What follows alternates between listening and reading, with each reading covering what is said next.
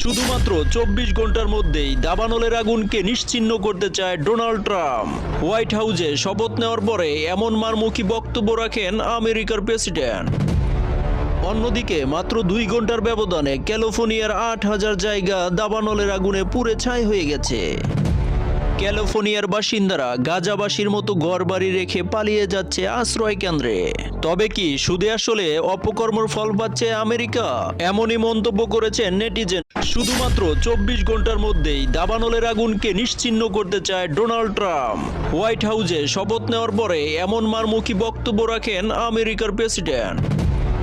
অন্যদিকে মাত্র 2 ঘন্টার ব্যবধানে ক্যালিফোর্নিয়ার 8,000 জায়গা দাবানলের আগুনে পুড়ে ছাই হয়ে গেছে।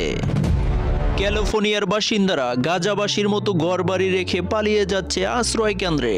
তবে কি সুদে আসলে অপকর্মর ফল পাচ্ছে আমেরিকা? এমনই মন্তব্য করেছেন নেটিজেন।